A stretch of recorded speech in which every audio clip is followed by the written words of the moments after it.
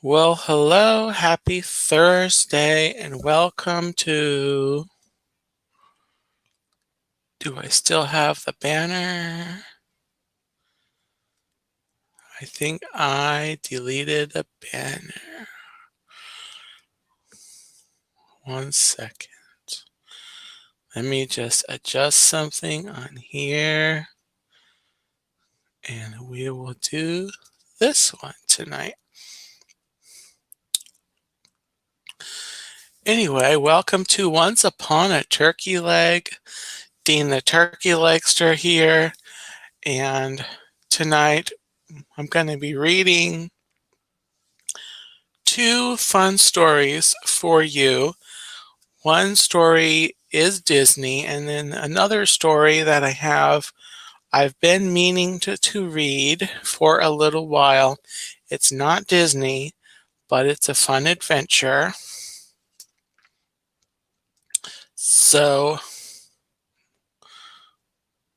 I will be reading that tonight as well. Let me show you. First, let me show you some things, a little show and tell, yeah.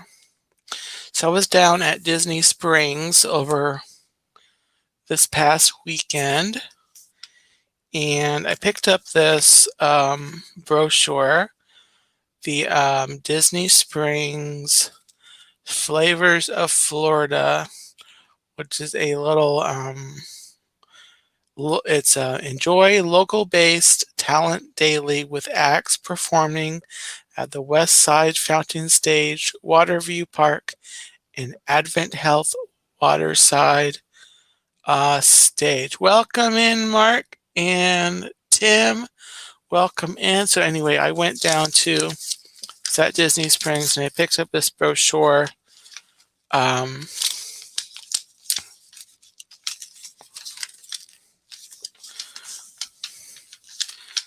For their list all of the special offerings that they're offering. Yeah, offerings that they're offering during their Flavors of Florida festival, which, as you can see there, goes through August the 14th. They've got a whole lot.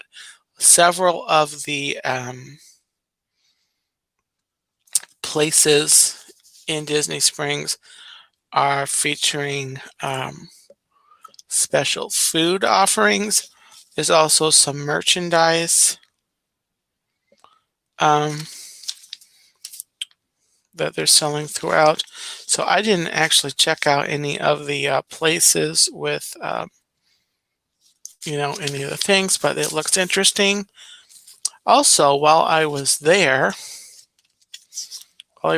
at Disney Springs, I went and picked up my Walt Disney World annual pass holder magnet. I had this over in the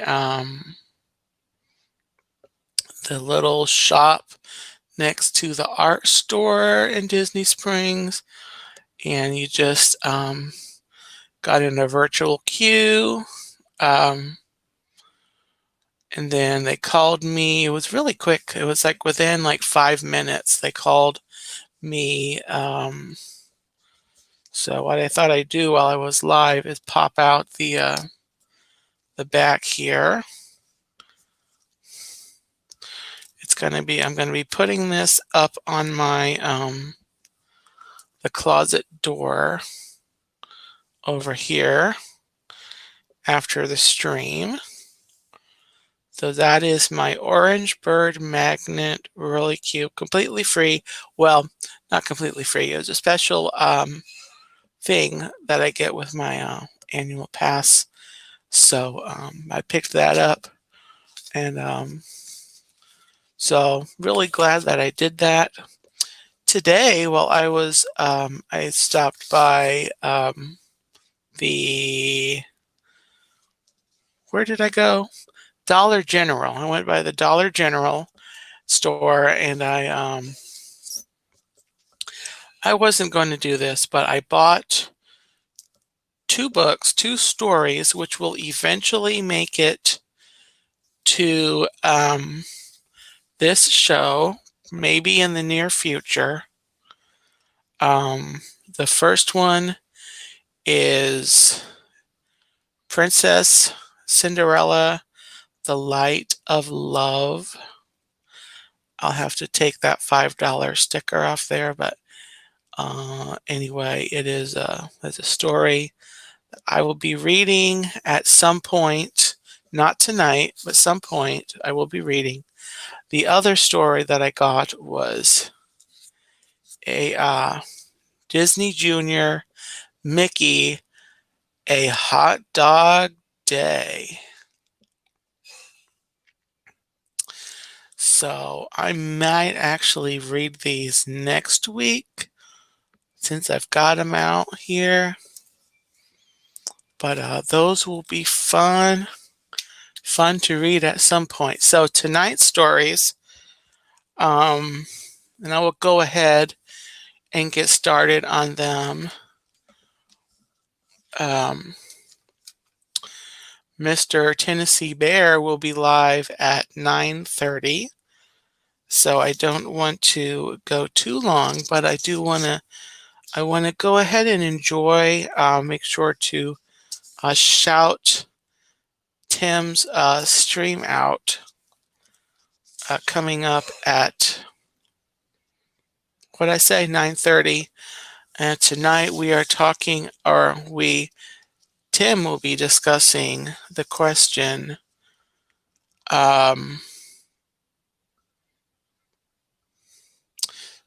help me out, Tim, something about greed. Why do we have something about greed? We're going to talk about greed tonight. All the greed. We need more greed. No, we don't. No, we don't. Anyway, so that's at 9:30. Right now,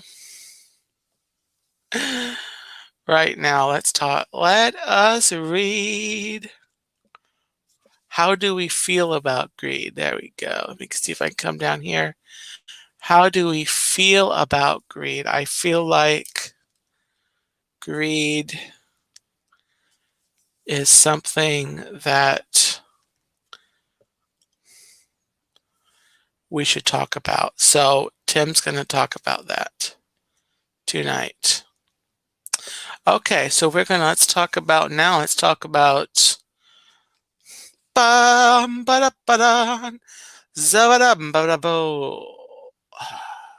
The Lion King.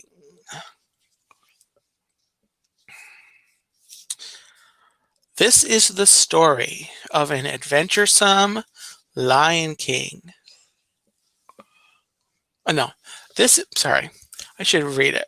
This is the story of an adventuresome lion cub who must find his own place in the great circle of life. In the morning, let me try that again. As the morning sun rose high over the African plain, animals and birds gathered at the foot of Pride Rock. This was a very special day. The animals bowed when they saw the new prince, Simba, before them. King Mufasa and Queen Sarabi watched as Rafiki, the wise baboon, presented their newborn son to the kingdom. Do-do-do, do-do, do-do, do-do-do, do-do. Adventures by D. Hello, Dave and Chris. How are you? Do-do-do, do-do, do-do-do-do. Do-do. Simba grew into a playful and curious cub. Early one morning, Mufasa brought Simba to the top of Pride Rock. Everything the light touches is our kingdom, he told his son. One day, Simba, the sun will set on my time here and will rise with you as the new king. We are all connected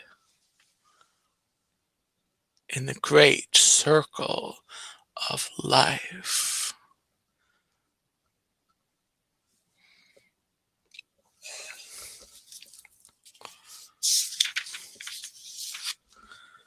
Later that day, Simba went to see his uncle Scar. My dad just showed me the whole kingdom, the cub bragged, and I'm gonna rule it all. Now Scar was angry that he was no longer next in line to be king. He was plotting to get rid of this new prince. He asked slyly if Mufasa had shown him what was beyond the northern border. Well, no, said Simba sadly. He said I can't go there. And he's absolutely right, said Scar. Far too dangerous. Only the bravest lions go there. An elephant graveyard is no place for a young prince.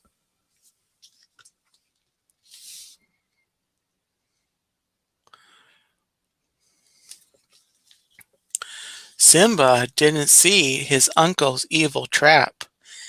He decided to show his father what a brave cub he could be.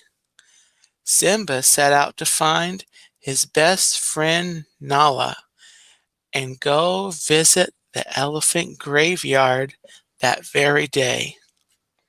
He had no idea that Scar had ordered 3 hyenas to go to the elephant graveyard too, to kill the new prince.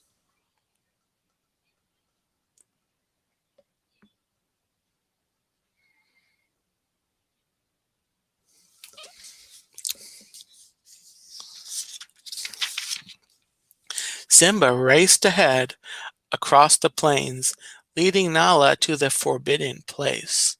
Eventually, they reached a pile of bones. It's really creepy, said Nala. Simba was about to explore a skull when he saw Zazu. Simba was about to explore a skull when he saw Zazu again, his father's trusted advisor. Mm.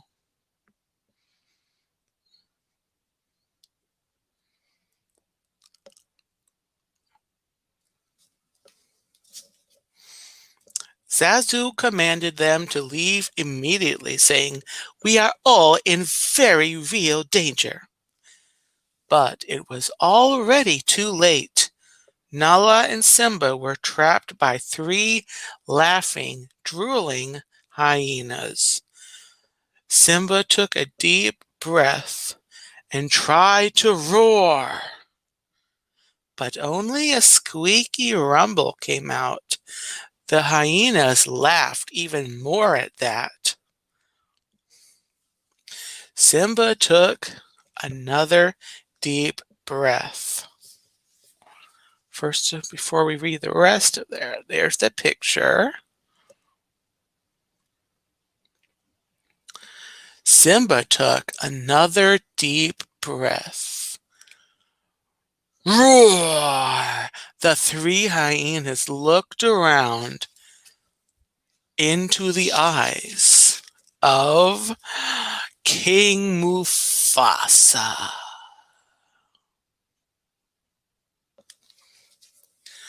His giant paw struck one of the hyenas as he growled, "If you ever come near my son again." The hyenas fled howling into the mist before he could finish. Oh, oh.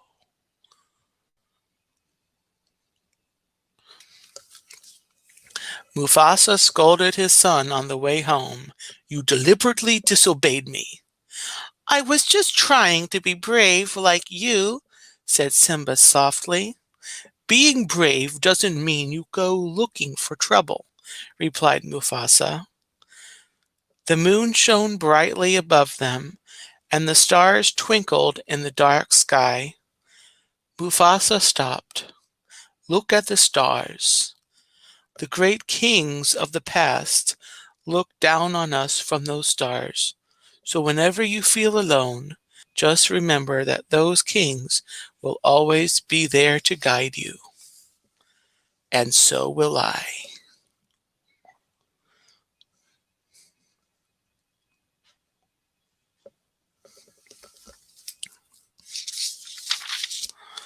Meanwhile, Scar came up with another plan to get rid of King Mufasa and Simba.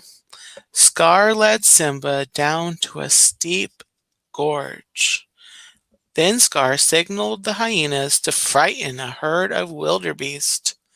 The wildebeests stampeded towards Simba. Hearing the thunder of hoofs, Mufasa raced to the rescue. "Hold on, Simba," he cried.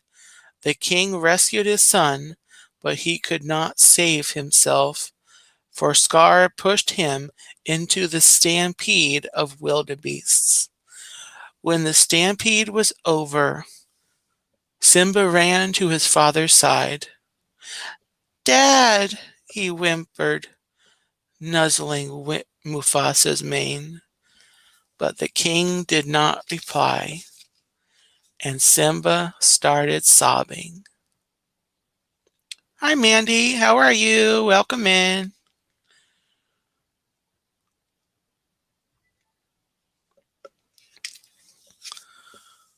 "Simba," said Scar coldly, "what have you done? The king is dead, and if it weren't for you, he'd still be alive. What will your mother think? Run away, Simba. Run away and never return." Heartbroken, poor Simba ran away as fast as he could. Scar was certain that Simba would never come back. He returned to take the royal throne at Pride Rock for himself. Meanwhile, Simba was far away from the Pride lands. The ground turned dry and cracked beneath him. The hot sun beat down as vultures circled above his head.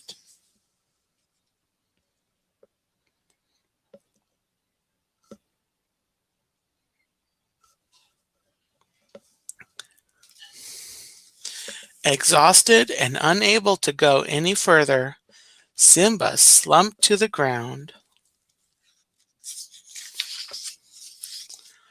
After a long while, everything around him looked different. There were trees and grass and flowers instead of desert.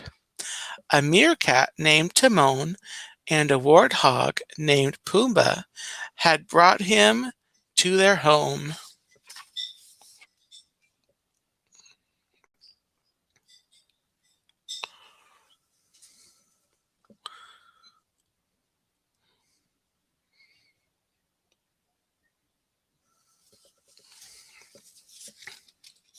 "You nearly died," said Pumbaa. "And I saved you," said Timon. "Well, Pumbaa helped." "Thanks for your help," said Simba, but he thought, "It doesn't matter. I've got nowhere to go." He began to walk away. "Where are you going?" asked Timon kindly. "Nowhere," said Simba. "Anything we can do?" said Pumbaa. "Not unless you can change the past." "You gotta put your past behind you," said Timon. "Repeat after me. Hakuna Matata." It means no worries, added Pumbaa. And Simba decided to stay in the jungle with his new friends.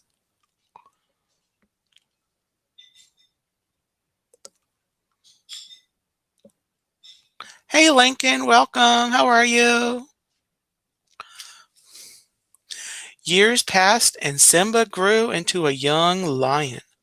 He lived a happy, carefree, no worries, Hakuna Matata life with his friends. But one day, something happened. That was not a no worries situation. A fierce lioness was about to spring onto Pumbaa, who was stuck under a tree root. She's gonna eat me, squealed Pumbaa. Oh no, she's gonna eat me, squealed Pumbaa. Simba rushed over to help.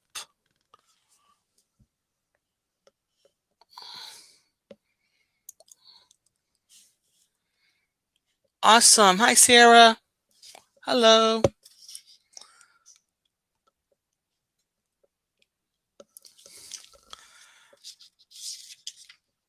And, okay. Simba wrestled with the lioness, but then realized she was his old friend Nala. You're alive, she said happily. That means you're the king. Nala told Simba how Scar had destroyed the Pride Lands. Simba, if you don't do something, soon everyone will starve. I can't go back. You wouldn't understand, said Simba. Nala was disappointed as in her friend. Don't you understand? You're our only hope. Nala turned and left her friend alone. That night, I should show the picture. uh, there we go. That night, Simba lay by a stream thinking he heard a noise, and he looked up. It was Rafiki. I know who you are, said Rafiki. You're Mufasa's boy. He's alive, and I'll show him to you. You follow Rafiki. Come on. Simba followed Rafiki in wonder to the edge of the stream. As Simba looked into the water, his reflection changed shape and became his father's. He heard Mufasa's voice from the stars. Simba, remember who you are. You are my son and the one true king. Then the reflection and Rafiki disappeared. I'm going back, decided Simba.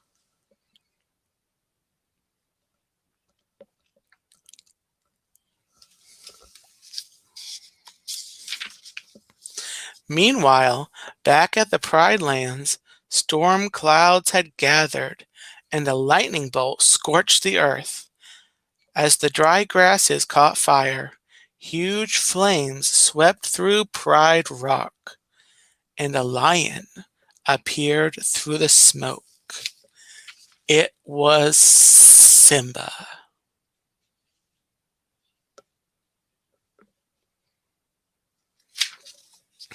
Scar lunged at Simba, determined to kill him, just as he had Mufasa. Timon and Pumbaa joined in the fierce battle that followed. As the Timon and Pumbaa joined in the fierce battle that followed as the lionesses drove back the hyenas. Simba finally heaved Scar over a cliff. Scar landed, to find himself surrounded by drooling hyenas. Simba was victorious.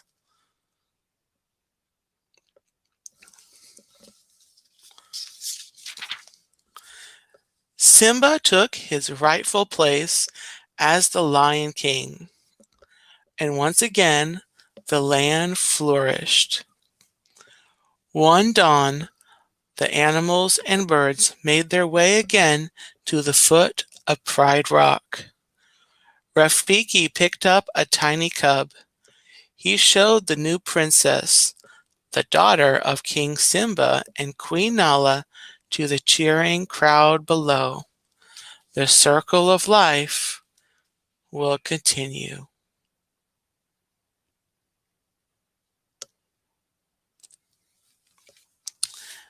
And that is the end of The Lion King.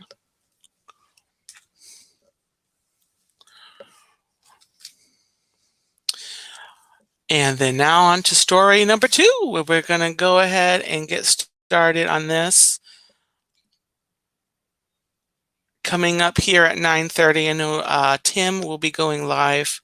Tennessee Bear will be going live on his channel. But I'm going to go ahead and read the second story for tonight. And then I will be in there shortly, Tim. And this will be for the benefit of anyone who watches the stream on the replay. So this is Jurassic Park. I meant to read this a month or so ago when the new Jurassic World film came out. But I was in the middle of my other series and it just hadn't worked out until now. So this story is adapted by Ari Kaplan from the screenplay by Michael Crichton and David Koepp, illustrated by Josh Holtzclaw.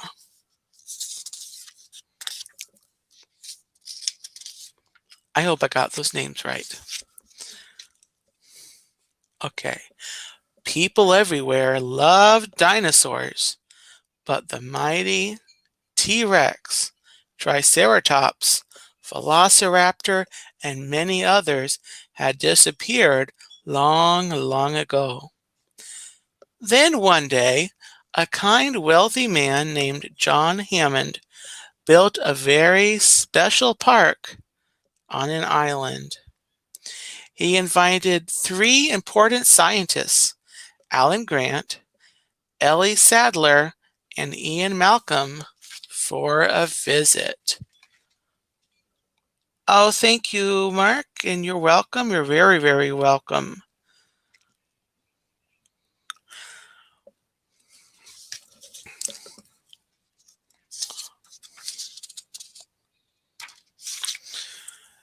To these scientists, it looked like an ordinary island. What's so special about this place? Alan asked. Then he saw them. Dinosaurs! A whole park full of them.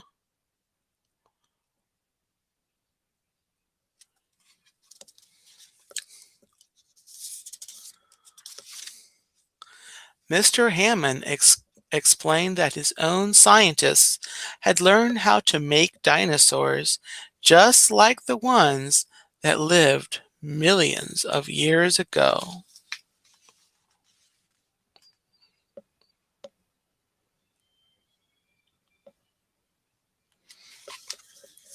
Just then, Mr. Hammond's grandchildren, Lex and Tim, arrived.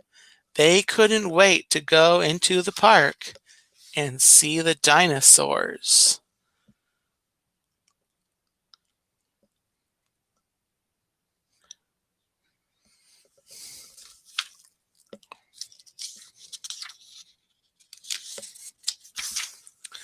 Everyone was so excited to take the tour.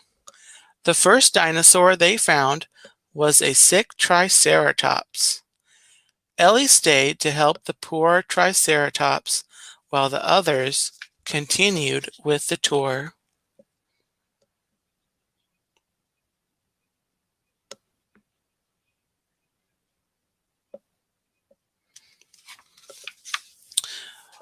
When they approached the T-Rex pen, there was a power failure. That could only mean one thing. There's going to be a storm and the T-Rex is going to get out. Yeah, yeah, yeah.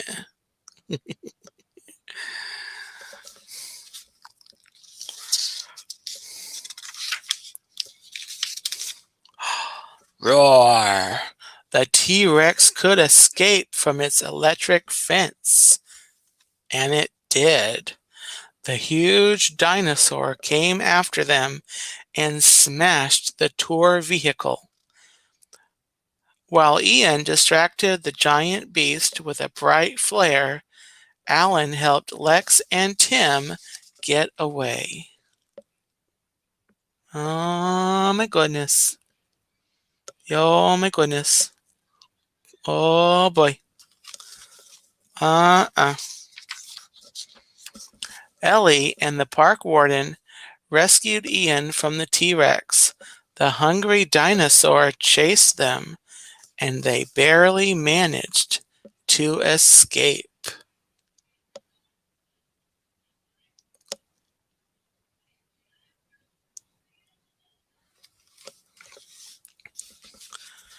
We need to turn the power back on, and fast, Ellie said.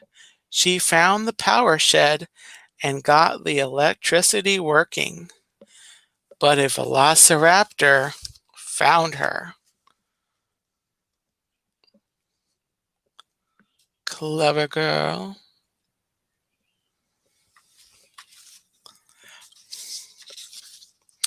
Meanwhile, Alan and the kids made it to the visitors center.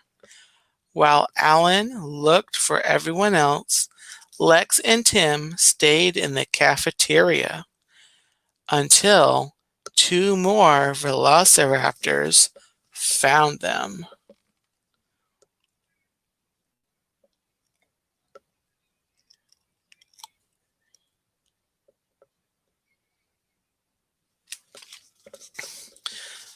The small but fierce dinosaurs chased the kids into the kitchen.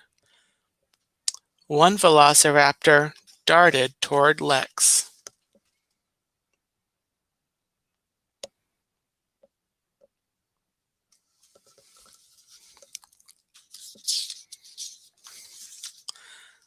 But it was just Lex's reflection in a shiny metal cabinet. The velociraptor smashed right into it. Womp.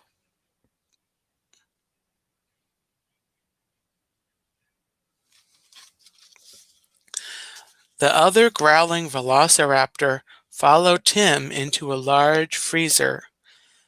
The dinosaur slipped on the icy floor. Tim dashed out and locked the door, trapping the velociraptor inside.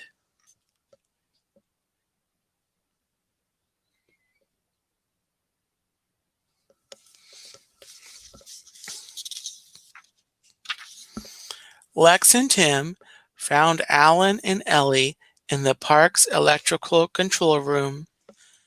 While Lex used a computer to call for help, another snarling velociraptor attacked.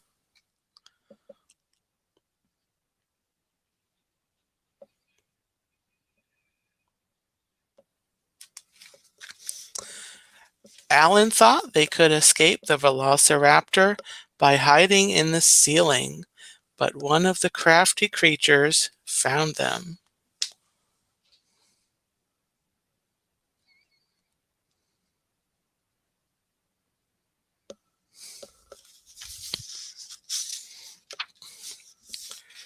To get away, they climbed down the big bones of a brachiosaurus skeleton in the lobby.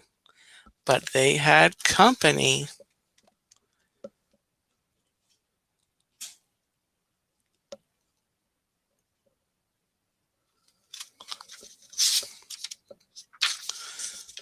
The last two velociraptors teamed up. Now the humans were trapped. Then suddenly the lobby shook with a thunderous roar. It was the T-Rex. The velociraptors were no match for this mighty dinosaur.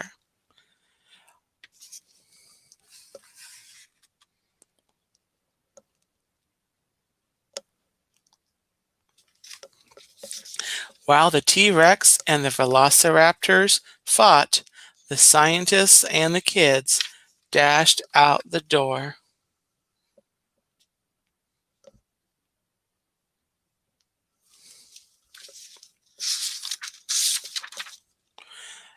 Now that everyone was finally safe, they escaped from the island, where living dinosaurs ruled once again, just as they had ruled the earth so long ago.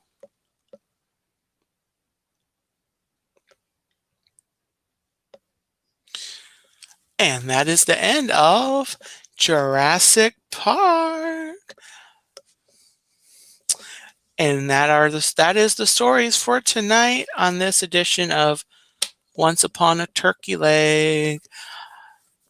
So I hope you enjoyed the stories, and I hope that you have a wonderful Thursday night. Thank you for watching, whether you're watching live, on the replay. Thank you so much.